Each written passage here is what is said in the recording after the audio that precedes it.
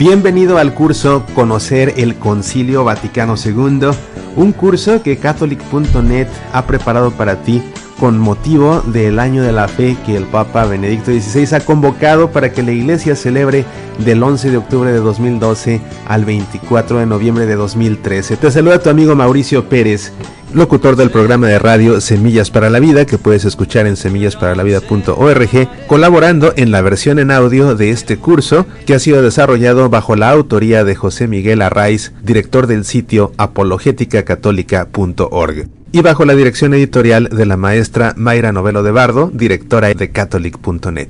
Hoy llegamos a la cuarta parte, en esta lección 11, la cuarta parte de nuestro estudio sobre los decretos del Concilio Vaticano II, y en esta ocasión nos enfocaremos en el estudio del decreto Unitatis Redintegratio sobre el ecumenismo.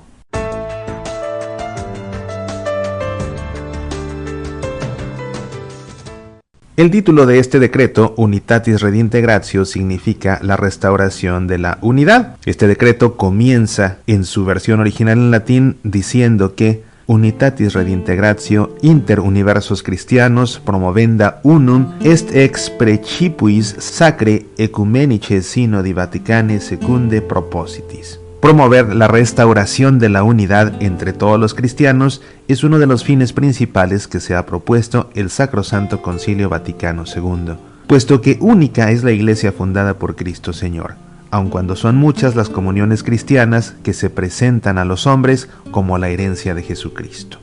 Este decreto fue promulgado el 20 de noviembre de 1964 con 2.054 votos a favor, 64 votos en contra, 5 votos nulos y la peculiaridad de 6 votos iuxta modum.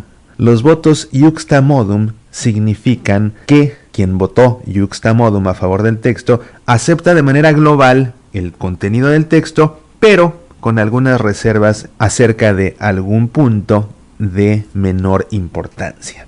Este decreto, Unitatis Redintegratio, está compuesto por un proemio, 3 capítulos y una conclusión. En el proemio se recuerda cuál es la finalidad del movimiento ecuménico: promover la restauración de la unidad entre los cristianos. Y recuerda que dicho objetivo es uno de los fines principales propuestos por el concilio.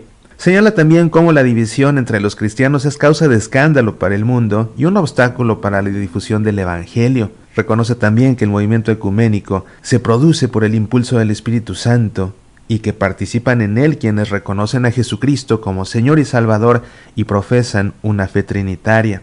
En los 3 capítulos se abordan los principios católicos del ecumenismo, su práctica y la relación existente entre la Iglesia y las comunidades separadas. Entre los puntos más importantes contenidos en los 3 capítulos del decreto Unitatis Redintegratio, podemos mencionar los siguientes. Primeramente, la Iglesia de Cristo es la Iglesia católica. El decreto sobre el ecumenismo se debe entender a la luz de la Constitución dogmática Lumen Gentium, que profesa: esta es la única Iglesia de Cristo, que en el símbolo confesamos como una, santa, católica y apostólica, y que nuestro Salvador, después de su resurrección, encomendó a Pedro para que la apacentara, confiándole a él y a los demás apóstoles su difusión y gobierno, y erigió perpetuamente como columna y fundamento de la verdad.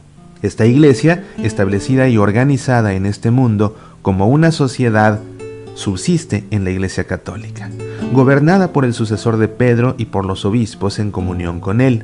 Si bien fuera de su estructura se encuentran muchos elementos de santidad y verdad que, como bienes propios de la Iglesia de Cristo, impelen hacia la unidad católica. Se resaltan así 3 elementos importantes. 1. La Iglesia de Cristo es una y única, por lo que no está ni puede estar dividida. 2. La Iglesia de Cristo subsiste, o sea, es la Iglesia católica. La Iglesia que fundó Cristo es la Iglesia católica, pues. Dado que la sustancia de la Iglesia de Cristo permanece en la Iglesia católica, no se dice ni podría decirse otro tanto de ninguna otra iglesia o comunidad eclesial.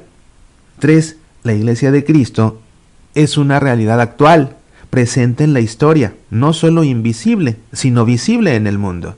No es un mero proyecto, un ideal o una entelequia abstracta. Se trata concretamente de la Iglesia católica, gobernada por el sucesor de San Pedro, el Papa, y por los obispos en comunión con él, que son los obispos católicos, de acuerdo con la voluntad de su divino fundador Cristo Jesús. Se deja claro también que los elementos de santidad y verdad presentes en las iglesias y comunidades eclesiales no católicas son bienes propios de la Iglesia Católica e impulsan a los cristianos no católicos hacia la unidad propia de la Iglesia Católica. Este decreto también habla acerca de la Iglesia Católica y los cristianos no católicos, incluyendo un importante texto donde reconoce a los hermanos separados como cristianos. Dice: efectivamente, por causa de las varias discrepancias existentes entre ellos y la Iglesia Católica, ya en cuanto a la doctrina y a veces también en cuanto a la disciplina, ya en lo relativo a la estructura de la Iglesia, se interponen a la plena comunión eclesiástica no pocos obstáculos, a veces muy graves, que el movimiento ecuménico trata de superar. Sin embargo, justificados por la fe en el bautismo, quedan incorporados a Cristo y por tanto reciben el nombre de cristianos con todo derecho, y justamente son reconocidos como hermanos en el Señor por los hijos de la Iglesia Católica.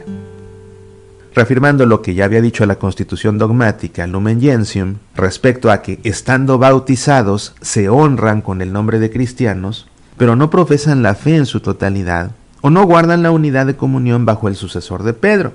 En este sentido, podemos concretar que la Iglesia Católica reconoce que los cristianos no católicos, en sentido sociológico o jurídico, son verdaderos cristianos, siempre y cuando hayan recibido válidamente el sacramento del bautismo, es decir, siempre y cuando hayan sido bautizados en el nombre del Padre y del Hijo y del Espíritu Santo, bajo la fórmula trinitaria, y siempre y cuando también profesen los dogmas principales de la fe cristiana, expresados por ejemplo en el credo de los apóstoles. Si bien los hermanos separados son cristianos, están en comunión con la Iglesia de una forma imperfecta. Esta imperfección no se refiere directamente a la condición moral de esas personas, sino más bien a una profesión de fe incompleta o a una comunión incompleta con la Iglesia Universal. Se menciona en el decreto cómo las divisiones entre los cristianos se han producido ya desde los primeros tiempos, a veces no sin responsabilidad de ambas partes, y cómo dicho pecado de separación no puede atribuirse a los que nacen hoy en las comunidades que ya se encuentran separadas. Este decreto también nos habla de la incorporación plena de los cristianos no católicos a la Iglesia Católica. No se ha de perder de vista que por voluntad de Dios, solo por medio de la Iglesia Católica, sacramento universal de salvación, se puede alcanzar la plenitud de los medios de salvación. Por eso es justo, es conveniente y es necesario que se incorporen a ella todos los cristianos no católicos. La Iglesia Católica es la verdadera Iglesia que fundó Cristo, aunque permanezca sometida al pecado en sus miembros y no haya alcanzado aún en su porción terrenal, la Iglesia militante, la entera plenitud de la gloria eterna, que sin embargo pertenece ya a su porción celestial, la Iglesia triunfante. A este respecto, explica el decreto, los hermanos separados, sin embargo, ya particularmente, ya sus comunidades y sus iglesias no gozan de aquella unidad que Cristo quiso dar a los que regeneró y vivificó en un cuerpo y en una vida nueva y que manifiestan la Sagrada Escritura y la tradición venerable de la Iglesia. Solamente por medio de la Iglesia Católica de Cristo, que es auxilio general de la salvación, puede conseguirse la plenitud total de los medios salvíficos. Creemos que el Señor entregó todos los bienes de la nueva alianza a un solo colegio apostólico, a saber, el que preside Pedro, para constituir un solo cuerpo de Cristo en la tierra, al que tienen que incorporarse totalmente todos los que de alguna manera pertenecen ya al pueblo de Dios.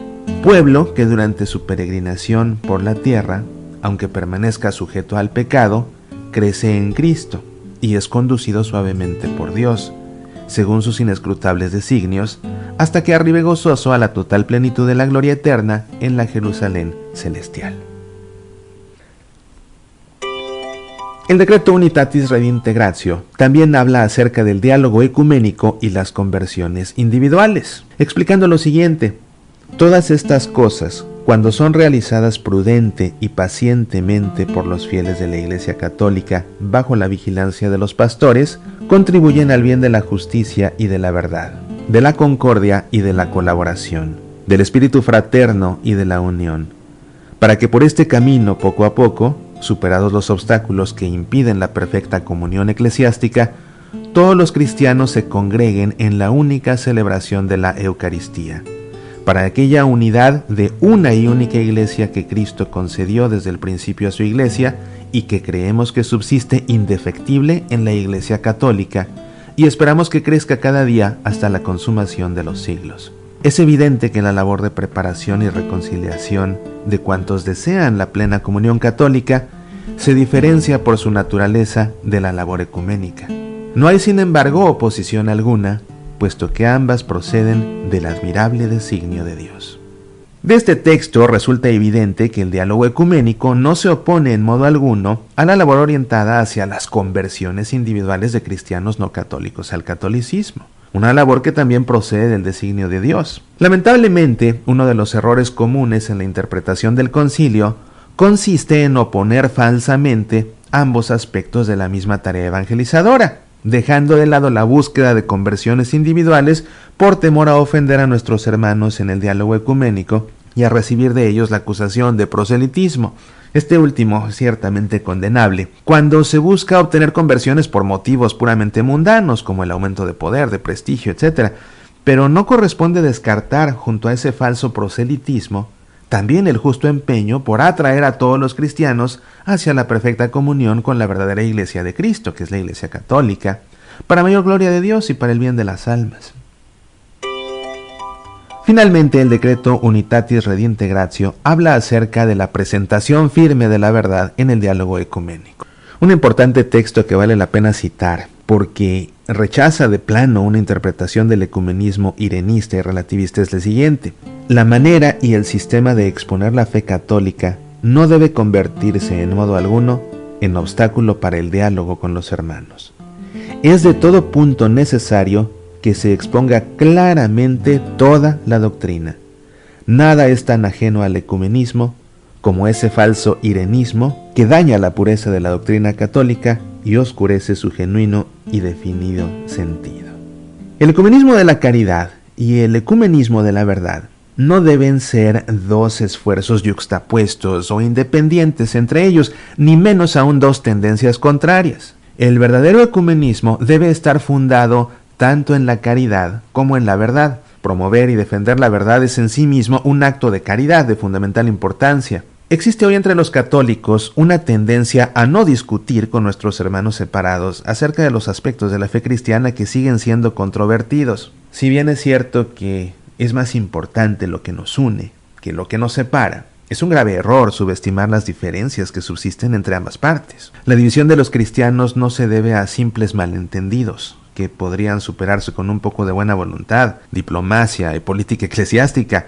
Los cismas y las herejías que están en el origen de estas divisiones proceden de graves pecados y de serios errores que han tenido enormes consecuencias históricas y que no se desvanecerán por sí mismos ni por medio de decretos arbitrarios. Hace falta dialogar sobre las diferencias de fondo, con humildad, con caridad, con sabiduría, pero también con fortaleza y con perseverancia, sin ceder a la tentación de construir precipitadamente una falsa unidad basada en un máximo común denominador de nuestras creencias respectivas.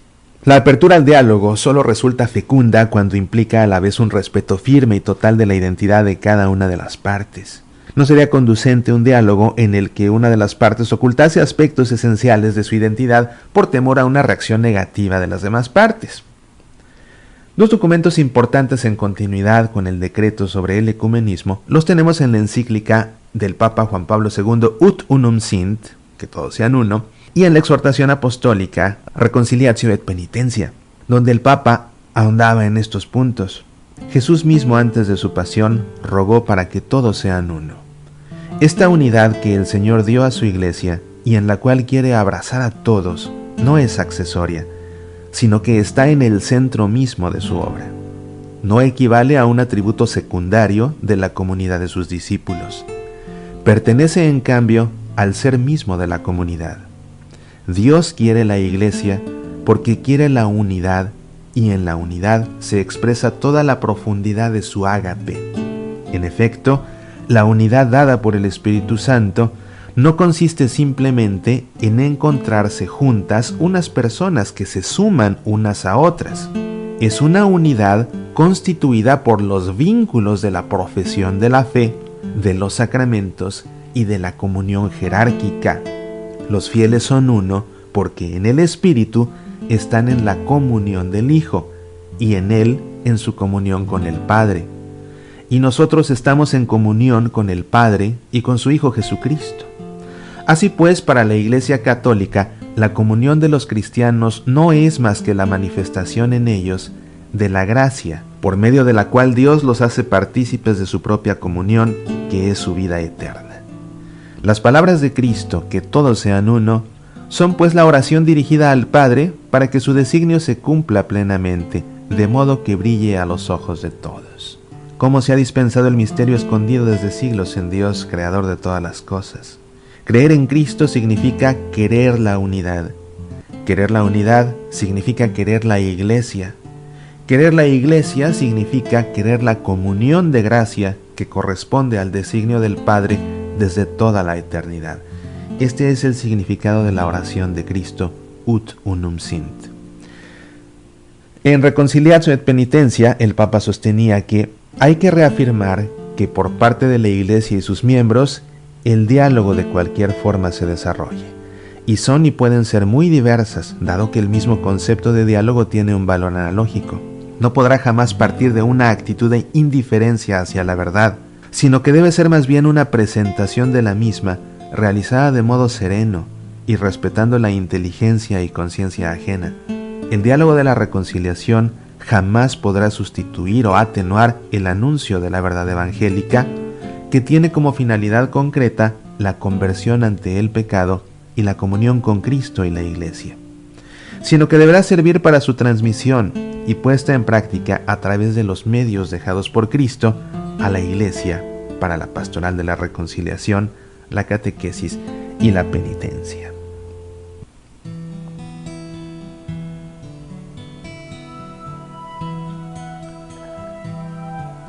Qué importante es trabajar por la unidad de los cristianos. Este decreto Unitatis Redintegratio nos deja claros los fundamentos de este trabajo ecuménico para lograr que todos los hijos de Dios queden unidos y sean uno bajo un mismo rebaño. El auténtico rebaño del buen pastor, Cristo Jesús. El auténtico rebaño que Cristo Jesús ha querido que sea esta Iglesia Católica. Con esto concluimos nuestra lección. Por supuesto, será conveniente que leas este decreto completo para comprender mejor su contenido. Yo te espero la próxima semana para continuar juntos estudiando este curso para conocer el Concilio Vaticano II aquí en Catholic.net.